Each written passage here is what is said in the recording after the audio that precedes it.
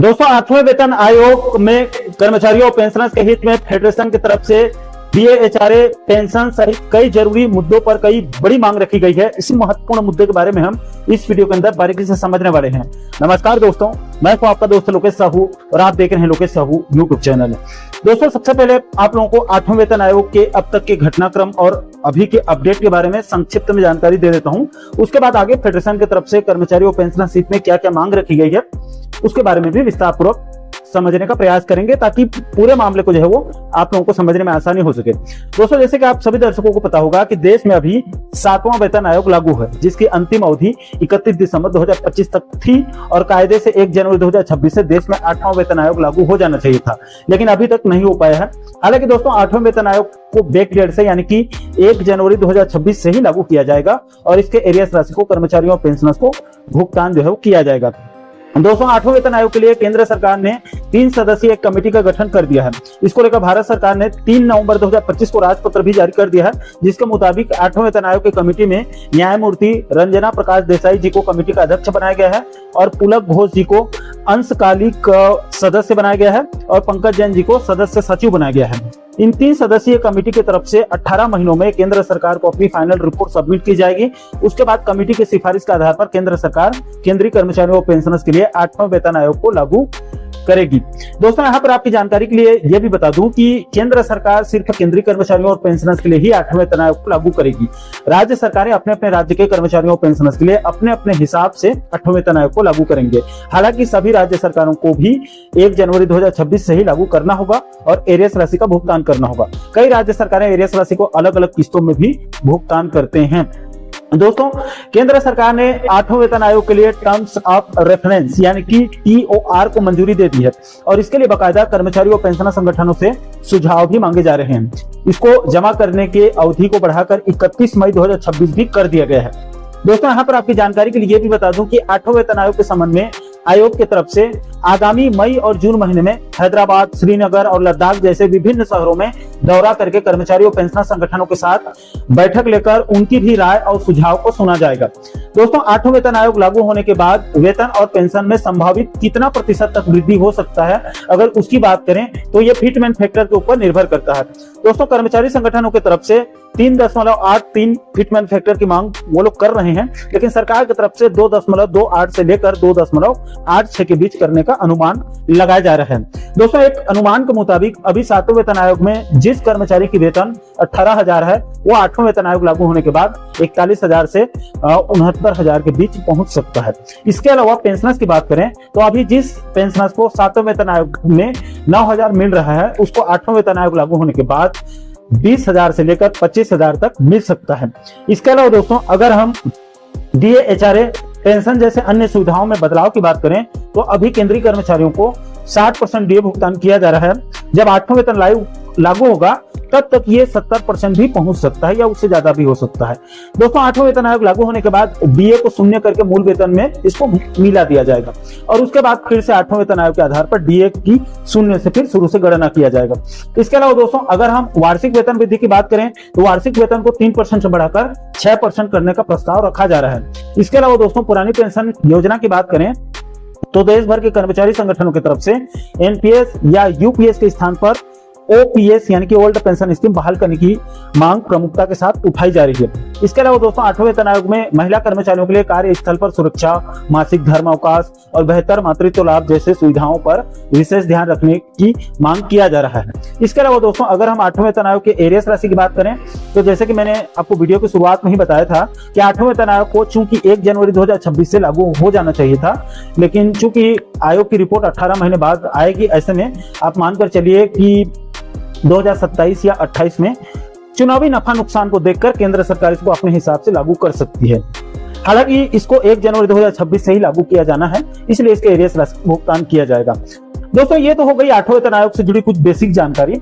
अब दोस्तों, इस 8वें वेतन आयोग में छत्तीसगढ़ कर्मचारी अधिकारी फेडरेशन की तरफ से कर्मचारी और पेंशनर्स हित में क्या क्या मांग रखी जा रही है, उसे भी आप लोगों को विस्तार पूर्वक बता देता हूँ।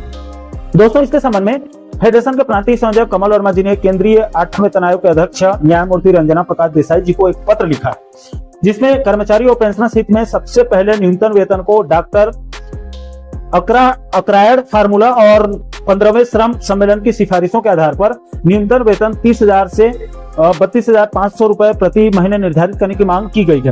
फिटमेन फैक्टर को लेकर फेडरेशन का कहना है कि चूंकि 7वें वेतन आयोग में फिटमेन फैक्टर 2.57 था, लेकिन अभी बढ़ती महंगाई को देखते हुए इसे 3.68 करने की मांग रखी गई है। इसके अलावा दोस्तों, वेतन संरचना के संबंध में फेडरेशन ने सुझाव दिया है कि पे मैट्रिक्स का सरलीकरण करते हुए अभी वर्तमान में 18 लेवल है, उसके स्थान पर तर्कसंगत लेवल रखा जाए ताकि प्रमोशन करते समय विसंगति न हो। इसके बाद वार्षिक वेतन को 3% से बढ़ाकर 5% करने की मांग रखी गई है। इसके अलावा 8 वर्ष, 16 वर्ष, 24 वर्ष और 32 वर्ष की सेवा पर 4 स्तरीय पदोन्नत समयमान वेतनमान लागू किया जाए और NACP में ग्रेड पे के स्थान पर अगला लेवल दिया जाए। इसके अलावा दोस्तों, DA DR के संबंध में फेडरेशन ने मांग की है कि जब 50% DA पार हो जाता है तो उसे स्वतः मूल वेतन में मर्ज करके नए सिरे से DA की गणना किया जाए और AICPI के आधार पर आधार वर्ष को अपडेट किया जाए। चूंकि छत्तीसगढ़ जैसे राज्यों में स्थानीय स्तर पर महंगाई अधिक है, इसके लिए विशेष भत्ता प्रदान किया जाए। इसके अलावा दोस्तों, फेडरेशन की तरफ से गृह भाड़ा भत्ता यानी कि HRA के संबंध में सुझाव दिया गया है कि HRA में XYZ श्रेणी के शहरों के लिए 30%, 20% और 10% दिया जा रहा है, जिसमें 8वें वेतन आयोग में 10% की अतिरिक्त वृद्धि करके 40%, 30% और 20% करने की मांग रखी गई है। इसमें दिल्ली, मुंबई जैसे महानगरों के तर्ज पर छत्तीसगढ़ के रायपुर, बिलासपुर, दुर्ग, भिलाई जैसे शहरों को जहां पर ज्यादा महंगाई है, उनको Y श्रेणी से बढ़ाकर X श्रेणी में रखने की मांग रखी गई है ताकि इन शहरों में काम करने वाले कर्मचारियों को ज्यादा HRA का लाभ मिले। इसके अलावा प्रदेश के बाकी अन्य जिला मुख्यालयों को Z श्रेणी से इसको बढ़ाकर Y श्रेणी में रखने की मांग की गई है ताकि जिला मुख्यालय में काम करने वाले कर्मचारियों को भी HRA में अतिरिक्त फायदा मिल सके। इसके अलावा दोस्तों, फेडरेशन की तरफ से बाकी के अन्य भत्तों में भी वृद्धि करने की अपील किया गया है, जैसे कि कैशलेस चिकित्सा बीमा योजना लागू किया जाए, जिसे CGHS के तर्ज पर राज्य के सभी कर्मचारियों को इसका लाभ मिल सके और चिकित्सा भत्ता को कम से कम 3,000 रुपए प्रति महीना किया जाए। इसके अलावा यात्रा भत्ता यानी कि TA को पेट्रोल डीजल की दरों के अनुसार संशोधित किया जाए और किलोमीटर दर को दुगुनी किया जाए, यानी कि अभी मान लीजिए प्रति किलोमीटर 10 रुपए के हिसाब से TA मिलता होगा तो उसको प्रति किलोमीटर 20 रुपए करने की मांग रखी गई है, या फिर 20 रुपए अगर मिल रहा होगा तो उसको बढ़ाकर जस्ट डबल 40 किया जाए, 40 रुपए। इसके अलावा फेडरेशन की तरफ से 8वें वेतन आयोग में कर्मचारियों को प्रति बच्चे के हिसाब से 4,500 रुपए प्रति महीने देने की अपील किया गया है। इसको उच्च शिक्षा तक देने के लिए सुझाव दिया गया है। इसके अलावा 8वें वेतन आयोग में पुलिस विभाग, वन विभाग, स्वास्थ्य विभाग, बिजली विभाग, PHE डिपार्टमेंट जैसे कई जोखिम भरे कार्य को करने वाले कर्मचारियों के लिए मूल वेतन का 20% जोखिम भत्ता देने की मांग किया गया है।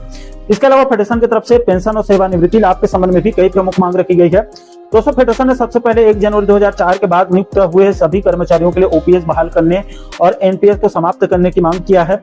इसके अलावा पेंशन गणना में अंतिम आहरित वेतन का 50% प्लस DA को पूर्ण पेंशन माना जाए। इसके अलावा पारिवारिक पेंशन को अभी वर्तमान में 30% से इसको बढ़ाकर जो है वो 50% किया जाए। इसके अलावा ग्रेजुटी सीमा को 20 लाख से बढ़ाकर 30 लाख करने की भी मांग किया गया है। इसके अलावा पेंशनर्स के लिए 65 वर्ष, 70 वर्ष, 75 वर्ष और 80 वर्ष की आयु होने पर 5%, 10%, 15% और 20% के अतिरिक्त पेंशन भुगतान करने की भी मांग किया गया है। इसके अलावा दोस्तों, फेडरेशन की तरफ से 8वें वेतन आयोग में छत्तीसगढ़ राज्य के कर्मचारियों के लिए कई प्रकार के विशेष मांग भी रखी गई है, जैसे कि राज्य के कर्मचारियों को केंद्रीय कर्मचारियों के समान वेतन तिथि से एरियर्स सहित DA दिया जाए। इसके अलावा सभी विभागों में एक प्रदेश एक समान भर्ती नियम लागू किया जाए और वेतनमान में एक रूपता रखी जाए। इसके अलावा प्रदेश के सभी अनियमित कर्मचारियों का नियमितीकरण करके 7वें वेतनमान का न्यूनतम वेतन दिया जाए। इसके अलावा आदिवासी नक्सल क्षेत्र बस्तर सरगुजा संभाग में कार्यरत कर्मचारियों के लिए मूल वेतन का 25% विशेष भत्ता प्रदान किया जाए। इसके अलावा सभी जिला मुख्यालयों में शासकीय आवास का निर्माण किया जाए और आवास ऋण पर ब्याज की सब्सिडी प्रदान की जाए। इसके अलावा सभी विभागों में 5 दिवसीय कार्य सप्ताह लागू करने की भी मांग किया गया है और महिला कर्मचारियों के लिए चाइल्ड केयर लीव को 730 दिन से बढ़ाकर इसको 1000 दिनों का करने और सभी कार्यालयों में क्रैच सुविधा बहाल करने की अपील किया गया है। इसके अलावा सभी विभागों में समयबद्ध कैडर रिव्यू करके प्रमोशन के अवसर प्रदान करने की भी मांग किया गया है। तो दोस्तों, छत्तीसगढ़ कर्मचारी अधिकारी फेडरेशन की तरफ से 8वें वेतन आयोग में कर्मचारियों पेंशन सहित में इन सभी बिंदुओं को संज्ञान में लेकर प्रमुखता के साथ शामिल करने की अपील किया गया है। दोस्तों, इस महत्वपूर्ण मुद्दे को लेकर आप लोगों की क्या राय है? क्या 8वें वेतन आयोग में इन सभी बिंदुओं को शामिल करना चाहिए अथवा नहीं? इस महत्वपूर्ण विषय को लेकर आप क्या सोचते हैं? आपकी क्या राय है? नीचे आप लोग कमेंट बॉक्स में अपनी प्रतिक्रिया जरूर शेयर कीजिएगा और साथियों, आप आगे भी छत्तीसगढ़ और मध्य प्रदेश के कर्मचारियों पेंशनर्स के साथ साथ केंद्रीय कर्मचारियों और पेंशनर जगत से जुड़ी इसी प्रकार के महत्वपूर्ण मुद्दों पर आप आगे वीडियो देखना चाहते हैं तो आप हमारे चैनल को जरूर सब्सक्राइब कर लीजिएगा ताकि आने वाले सभी नए वीडियो के नोटिफिकेशन आप लोगों तक तुरंत पहुंच सके।